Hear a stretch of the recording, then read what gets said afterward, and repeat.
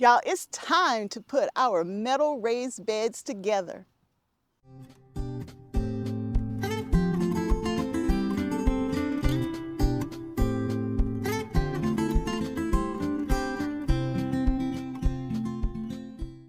Hello and welcome back to Kim's Cozy Corner.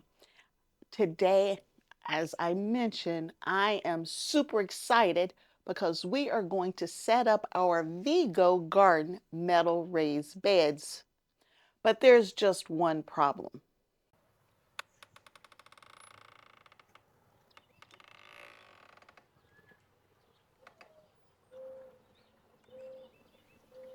I have been traveling all week on business and I've been watching the temperature and I've been watching the weather, and it was supposed to be a beautiful day today. It rained. It's been raining for a few hours. It's supposed to clear up though, so I'm not going to get too upset about it. So it is going to clear up. The weather is going to get better, but I can't wait. I'm ready to start now. So we are going to assemble our metal raised beds here indoors and pick them up and move them outdoors once the weather clears up and dries up just a little bit, because I can't wait any longer. I want my beds in so I can start seeing what the garden is going to look like this year. So come with me and let's get these metal raised beds put together. Now, it's still very early in the morning, and I wanted to do it yesterday, but by the time I got home and got situated from being gone for a week, I was tired, y'all. My flight left so early in the morning that I think I had to get up at like 2 o'clock or 2:30 in the morning or something crazy like that. And so I was exhausted. So I was so ready. I had my coffee pot set this morning so I can get my early morning coffee started to get my energy to start this project. And I turned over this morning, checked the weather, and it said it was raining. And I'm like, wait a minute, it's supposed to be 60 today. I knew that wasn't right, but it was. So we will put this together inside and we will just take it outside when it dries off and warms up just a little bit. Everything that I've read, it has said put it together on a solid flat surface. I tell you what, my living room carpet is solid enough and it's definitely flat. All right, so here's my box. This is the 6-in-1 modular system. And I have two 6-in-1 modular systems, and I have two 9-in-1 modular systems. So Vego Gardens sent me the two 6-in-1 modular systems and asked me to do a review on them. And I already had been contemplating buying some Vego Garden metal raised beds. And so there was a sale on them. So I went ahead and picked up two more. So there's a total of four that we're going to put together. But let's see how long it takes and how many we get put together today. But it's a very compact box when you think about it. And the size of this bed when I get done will be a 5 by 3.5, I believe. Or you can do a 2 by 8. I don't know which one you're supposed to put first, width or length. I don't know. But 2 feet wide, 8 feet long, I think is the biggest unit you can put together. But I will be putting it together in I think I'll look later, but I believe it's 5 feet long and 3.5 feet wide. All right, so let's pull these out. And oh, I went with the olive green color. I don't know. It just reminded me of gardens and growing things.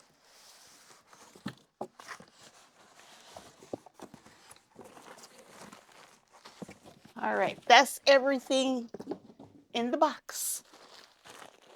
This must be the screws, the nuts, and the bolts.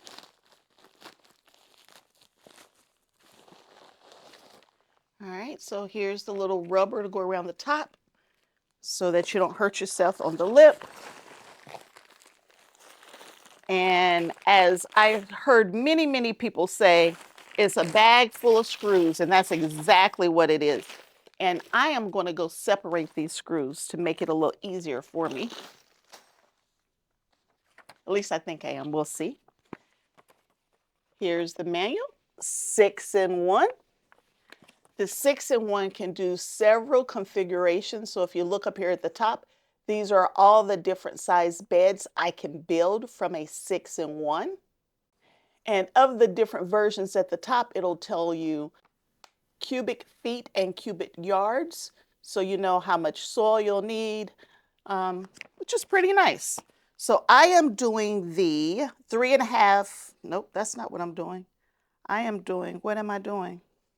I'm doing the 5-foot by 3.5-foot bed.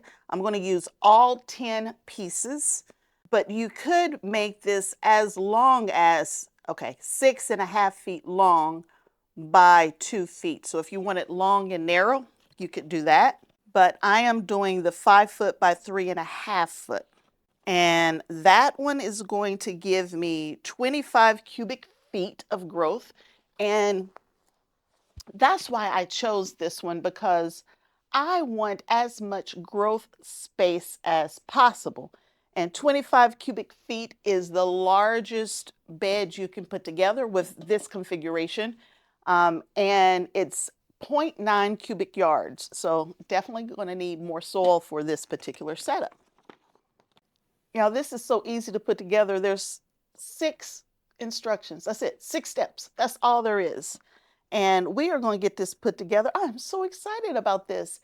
And I am going to run drip irrigation to it. So I got to remember to do that when I get outside. But for now, it's just about putting this together. As I've looked at other gardeners put these together, I had quite a few of them recommend separating the bolts, nuts, and screws before you get started. So we'll do that first. Okay, I'm back. And I have all of my, let me slide back a little bit. I have all of my nuts, bolts, and screws separated. And I'm still enjoying my coffee, so this might be a slow process until I finish my coffee. But I made a mistake, y'all. There are not 6 steps. There are only 5 steps to this. Step 6 just says congratulations. So it couldn't get any easier. So the first thing it tells me to do is pull this protective coating off. Now, this particular metal raised bed is supposed to last in your garden for about 20 years or more. And if I think about over the last, what is it? Almost 15 years now. Wow, time is flying. But let's just say 10 years. Over the last 10 years, or I guess what I really should say is that I am replacing my wooden raised beds probably about every 4 or 5 years. Untreated wood just doesn't last in the garden. And if you buy treated wood, that treated material could leach into the garden and into your vegetable and your produce and that kind of stuff. So that's not really what you want either. And so moving to the metal raised beds give me, honestly, better rate of return on my investment, I guess is what I should say. And so these are 17 inches tall, where in my garden, my wooden raised beds are only, I think, 8 inches tall. I think some are 6, some are 8. I might have one that's 12. But this is 17 inches deep, so I can grow even more vegetables, including root crops, very nicely in a bed this deep. But back to this. It is made out of the materials that I'm going to list right here because I'm not going to remember it. So I'm going to just list it right here, which gives it that longevity that we're looking for. And then the paint and all of that kind of stuff. I guess you say food grade. It won't leach into your foods. So, I mean, everything about this is just awesome. And so we're going to get started. So it says I'm supposed to remove this coating. Now, as I've watched other gardeners, they suggested only pulling the coating back from where you're going to be working until you get it in place, just so you won't dent, scratch, bang up, right? Keep that beautiful green paint color. All right, so I just pulled it back from both ends, and I'm going to do the same thing on all pieces before I go to the next step. Now, I had some people tell me this was very difficult to do, to pull back the film, but this isn't that bad. I am not having a hard time doing that, and I say that now, and I'm on piece 2. Who knows what's going to happen when I get to piece number 10. All right, I got the protective coating pull. Oh, it's some on both sides, y'all. I didn't see that. Okay, I got more protective coating to get off. I only saw one side, but it makes sense that it's on both sides. All right, I got to do this 10 more times, and I'll be back again.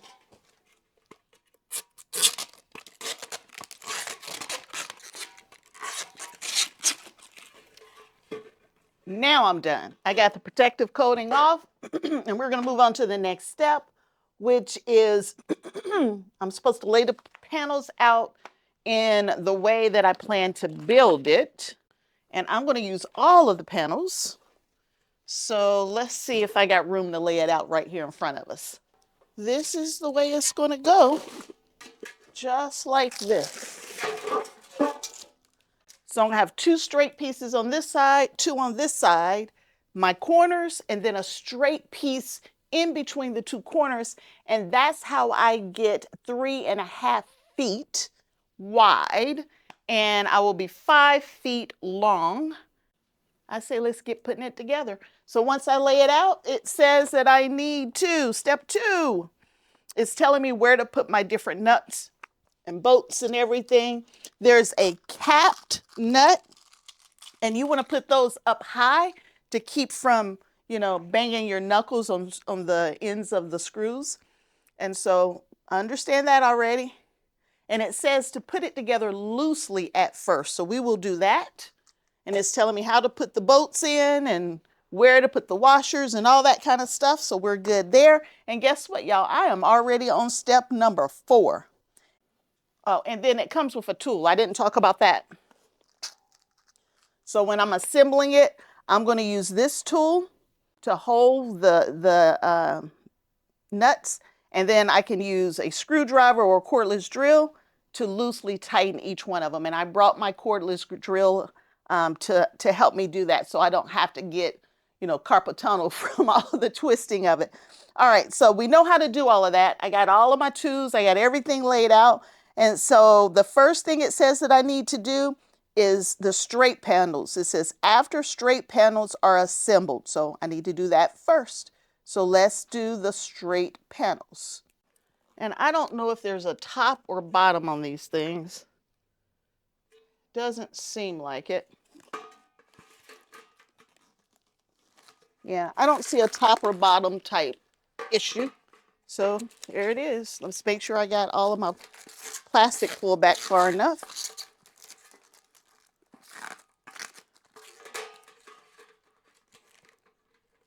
Is it really that simple? Let me get my nuts and screws in front of me.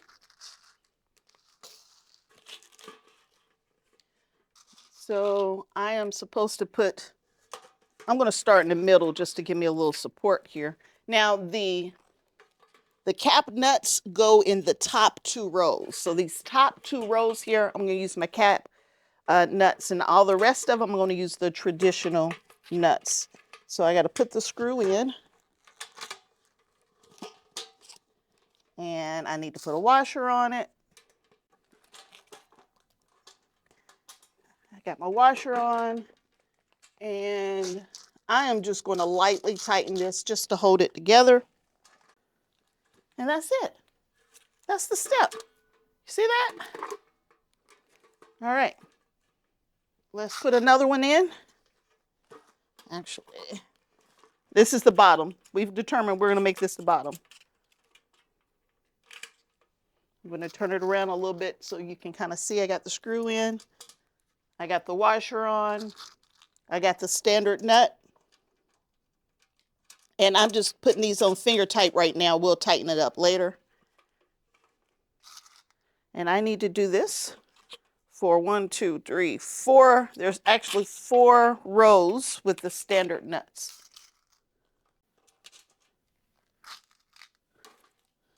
And I have it turned upside down. I'm making this side the bottom.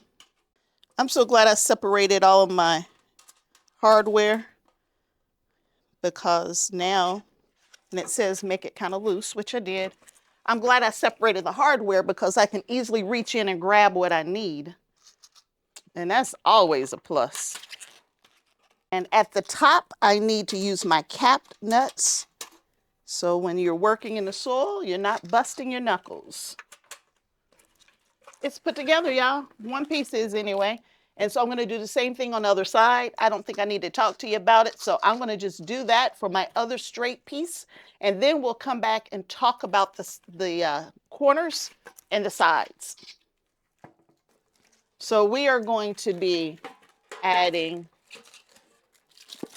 these corner pieces right here with a straight piece to give me a 3.5 foot bed. Now there was something specific here. It says, I'm going to use the same method, but it says make sure the corner panels are attached outside of the straight panel. So on the outside of the straight panel. Okay, there it is. We got to make sure we do it just like that. And I'm going to keep heading on and getting these done. I'm going to turn it this way though. I like working from this side. All right, that's one side. Now we need to do the other side. Now, one of the things that I did notice on here is that you need to be a little careful on when you put these corner pieces touching the straight piece, because it will scratch the paint if you're not careful. So there's something to keep in mind as you're putting your beds together. Okay, we got this side put together, and, or I should say corner put together, and now we will do the other side. I did it, and I got faster and faster at it. So now that I've done the sides, and I made sure that I put the rounded corner panels on the outside of the straight panels, I am supposed to attach these together now. My sides need to be attached. I have the top at the bottom, so I need to turn it this way. And I need to connect it. To make it easier to connect the panels and kind of hold them together, I don't start at the end. I start kind of in the middle and work my way to the end. It makes it easier to hold it up and kind of keep it in place while you're trying to put the nuts and the bolts and everything on. Especially if you're doing it by yourself with no help, then you don't have to worry about trying to figure out how to hold it all together. You start in the middle. I need to add the other end over here. We'll get that going. And I'll stop talking. I'll just keep working. The next time I come back, y'all, I think I'm going to have the initial bolts put in and fingertip tight.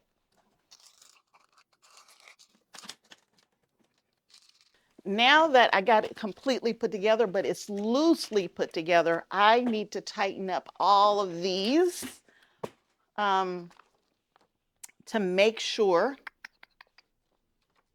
that it's secure for the garden. And I'm going to do that before I put the rubber seal on. And I'm going to do that actually now. I'm going to tighten them all up.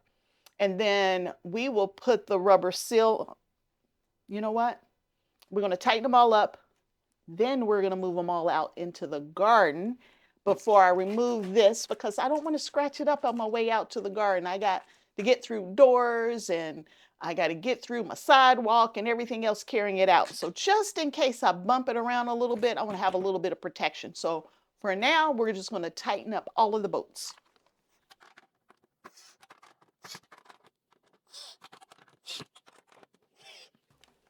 So I've tightened all the bolts. This is ready to go outside. All we got left to do is put in our rubber around the top edges, and I'm going to do that in the garden. And we need to get the protective coating off, and we're going to do that in the garden as well. So from here, I am going to put the other beds together, and then I will bring you back as I'm heading outside to do the last steps. Okay, I am outside and I need to prepare this area before I bring my raised beds out here, my metal raised beds. I need to prepare this space. Now I already have fabric down to prevent the weeds from coming up, but I'm not taking any chances. So I am going to double this weed barrier first, and then we will bring out the metal raised bed. So let me get to that, and then I will be right back. In order to prepare this area, one of the first things that I need to do is move my green stalk. My green stalk is being relocated to another area. I'm going to get it out the way, and then I am going to put the weed barrier down.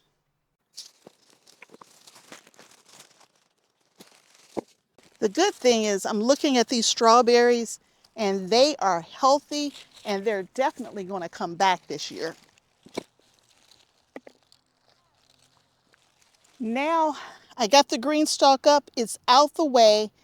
Honestly, this weed barrier looks pretty good, but I'm going to double it up anyway, because the one thing that I can't stand in my raised beds is weeds. This is the weed barrier I like to use. I will have a link to this weed barrier in the description box below that'll take you to Amazon where I purchased it. This is like the third year in the row that I've used this particular weed barrier. It's nice, it's thick, and it lasts for years. Every 2 or 3 years or so, I just put another layer down. Even though it may not need it, I put it down anyway. So we are going to add another layer of the weed barrier right here before I bring those beds in.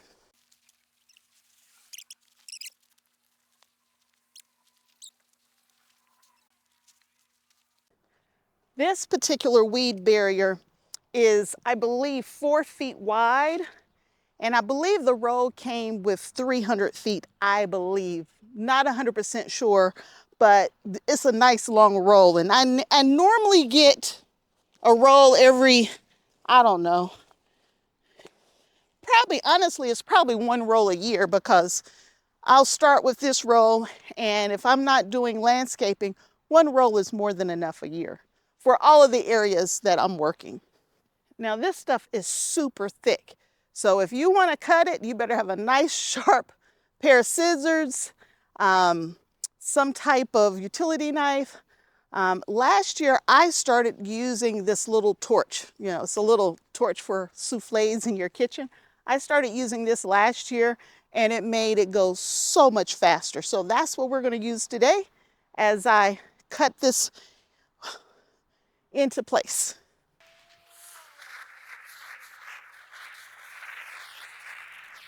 And I'll say again, I really didn't need to do this because I already have plenty of paper down here. It's already lapping and overlapping like 6 waves from Sunday, but I like to be extra careful. Now I do have drip irrigation over here that we will tie into, so I'm going to make sure I don't cover that up. Okay, the area is prepared and it's time for us to get our raised bed in, our metal raised bed. So I will start bringing them out and we'll talk about where we're going to put them. Okay, I have 2 of the metal beds out here. I have this one set to a 5 foot by 3.5 foot, and I am kind of unlevel. There are bricks underneath all of this weed fabric, so I'm having to build up the back side of this bed here. So this is my 6-in-1 metal raised bed, and this one here is a 9-in-1. And so I made it just a little larger. So it's still 3.5 feet wide, but it's 6.5 feet long. For this particular one, we will have potatoes in here. So we're going to grow potatoes in a raised bed versus pots this year. And we're going to do a little bit of an experiment to see if I get more potatoes in a raised bed versus pots. And in this container here, I'll have different brassicas and other things. But I wanted to split this up to have a nice walkway in between the two beds, and I was hoping for 3 feet, but I don't know if you remember or not, but I'm going to be having some work done on my driveway, and so I can't put that raised bed too far that way, or it's going to be in the way of the construction, and I want to get these set up now. And I have this one as far down as I can take it. So I have about somewhere between 24 and 30 inches between these two beds. I was hoping for 3 feet. I'm just not going to have it. And so these are the two raised beds with a gap right here. Before I start filling them up, because this is going to take a lot of soil if we don't do something a little different. Now that I have the raised beds in place, I need to get all of this plastic off. So let's get all the plastic off. At least that way we didn't scratch it up as we were getting it out here, and we did almost drop it. So I'm glad we waited. So we'll get all the plastic off, and we will put our rubber around the top, and we'll get these filled.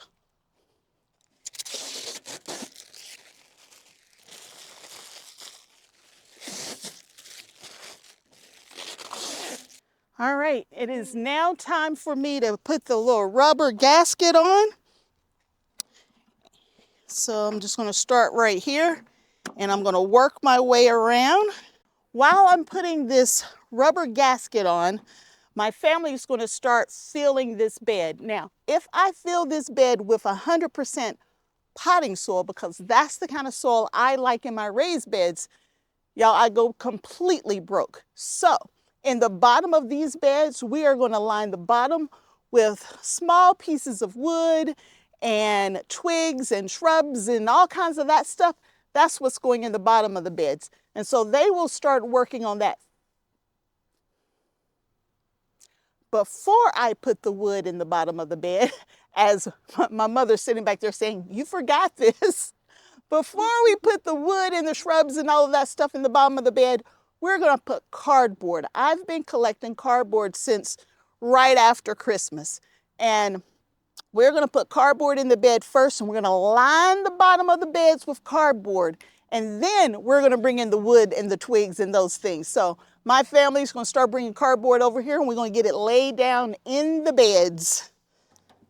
This rubber gasket is going to be put in place to keep anyone from, rubbing against the edge of this. Not that the edges are sharp, because they're not, but there are joints where we added the different panels side by side. And so this gasket will make a nice and smooth area so that no one will hit those places where they are connected. Lord, I done put this on the wrong one. When you're putting your gasket on, make sure you got the right one on the right size bed. This is for the 6-in-1. This is for the 9-in-1. Otherwise, it won't be long enough. So the gasket is in place. I have cardboard in the bottom, and now I'm putting some composted, because this wood is very composted, wood in next.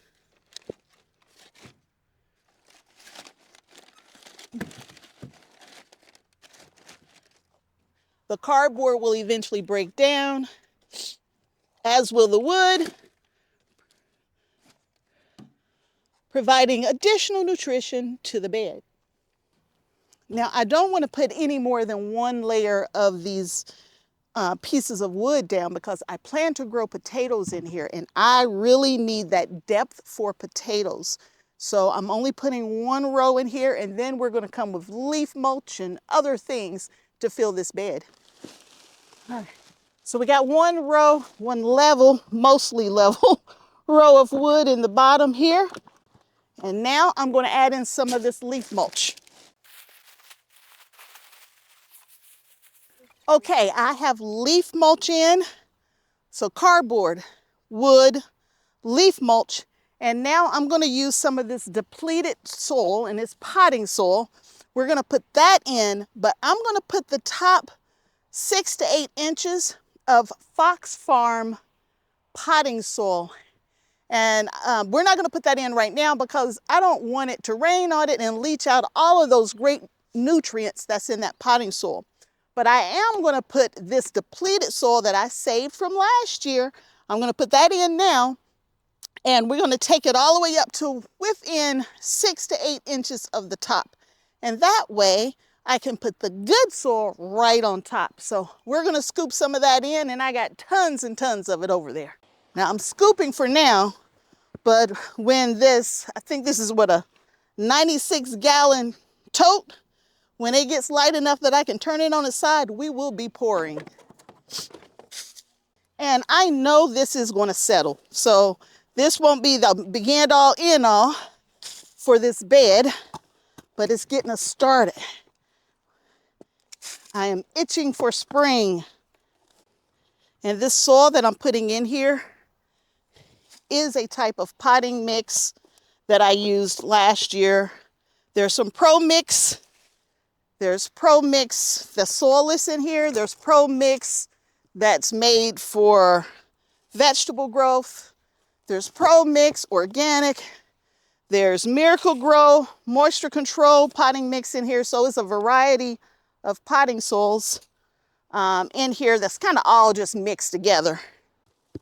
And there's probably some tomato seeds in here. So we'll probably have some volunteer tomatoes growing in here somewhere. It never fails. If you have one of these metal raised beds, you can put topsoil in the bottom portions of the bed to save money, because topsoil is super, super cheap. So line the bottom of your beds with topsoil, and then only the top 6 to 8 inches with whatever that good organic matter or soil or compost or whatever it is you're going to use it in the top 6 inches or so. In the bottom, it doesn't matter what's down there. But I'm using what I got. Now, I would have used this soil in my pots, but I'm going to have fewer pots this year because I have these beds, so there's no reason for all of those pots. So, really excited. Now, don't get me wrong, there will be some pots. All of my name tags are here from where I dumped my pots. We will be reusing those name tags. Now we have the base of our Vego garden metal raised beds together. We have weed fabric down. We have cardboard down. We have small pieces of wood down. We have leaf mulch down. And then we have some depleted soil down. And this is good enough for now until we get ready to truly plant these beds out. We have one more bed we need to get together, so we're going to go over there and do that. And I will bring you in to see that bed as well. All right, this is the last bed. And in this bed, this will be our sweet potato bed. This is a 100-gallon grow bag that we used last year to grow the most perfect sweet potatoes. And now I've put this metal raised bed around it. I made sure that I had weed barrier down. I've put cardboard down. I've put a couple logs down. But y'all, I can't move this 100-gallon grow bag. So what I'm going to have to do, I'm going to cut it open and let the dirt fall into this metal raised bed, and then I don't have to bring dirt over. So we're going to try to cut it down low, go around the sides, take the top off, and let the dirt fall where it may. I think I got to start by punching a hole in the bag. And then I think I can just use this blade. Oh yeah, this is working perfectly. I'm just going to bring my blade around. Now in the bottom of this 100-gallon bag, I have leaf mulch. I believe there's some logs down there too, to be honest with you. And I have sticks and all kinds of other goodies. All right, so let me show you what I'm doing. So you can see in the bottom, there's cardboard, there's some wood, and then my 100-gallon grow bag. And I've already cut all the way around. I'm going to take the top off.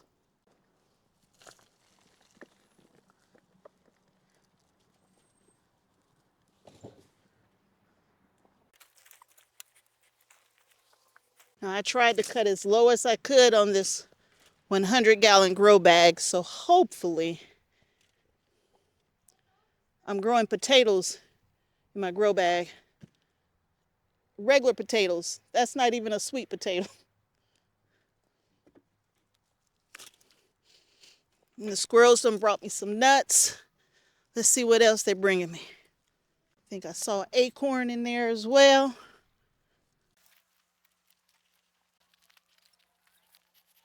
I'm going to get as much of this fabric out as I can. I know I can't get it all out, but maybe over time it'll finally give away. I think this is going to work. All right, so we do need a little more soil over here.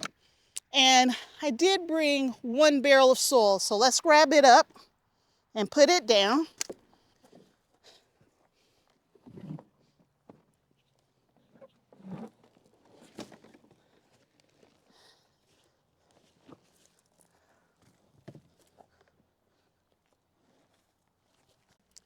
Now, I took this a little higher than I wanted to, but I already had 100 gallons of dirt in here. That made it pretty easy. Now, this container here is almost ready to go. The top 6 to 8 inches, I wanted to use my Fox Farm, and so let me show you my Fox Farm that I'm going to be using. So I just happened to be online and I found a fantastic deal on some Fox Farm potting soil. And so I bought 20 1.5 cubic, I think it's what you call it, cubic square feet or something like that of soil. I bought 20 of those. So basically it's about 400 pounds of soil I bought for honestly a little of nothing. It was about half price, to be honest with you. But this soil, this isn't just the standard Fox Farm soil. This is ocean forest soil, or I should say potting mix. Let me show you a bag. So here's the Fox Farm that I'll be using. It's called Ocean Forest. It's ready to use. And it's a bag. It has earthworm castings and bat guano in here, along with a lot of other stuff from the ocean. So this is supposed to be kind of like the best of the best when you're talking Fox Farm. I will be adding that to the top 6 to 8 inches of every one of my raised beds. Y'all, I'm excited. The raised beds are mostly in, so I have 4. And I put 3 in place. I was running out of time, so we got 3 in place. We have this one here. This is for sweet potatoes. And honestly, I have about twice the area that I had last year. That 100-gallon grow bag filled in about half of this container, so it'll be 2 containers. It would have been 2 100-gallon grow bags in here. So that's going to be a huge space, and we no longer need bags for that space. And let's go back over to that first area again. Now this area isn't completely done, but it's mostly done. I have plenty more soil over there against the she shed right there that we can add to these 2 beds. But this was good enough for now to kind of get it in place. And so these 2 beds, that one over there, will have potatoes in it. We will have brassicas and onion and carrots and all kinds of goodies over here as well. And it's taken the place of a ton of pots that I used to have in this space. I hope you enjoyed this video. Y'all, we have metal raised beds in place. We got one more to put in, but these are in place waiting for the spring. If you enjoyed the video, please give me a thumbs up, subscribe to the channel, and turn on notifications and follow me so you can see all of the great things that we're going to be putting in these metal raised beds. We are growing food for 11 people this year, and a year's supply for me for sure. Until next time, and I hope there will be a next time where you come to visit me at Kim's Cozy Corner. Bye.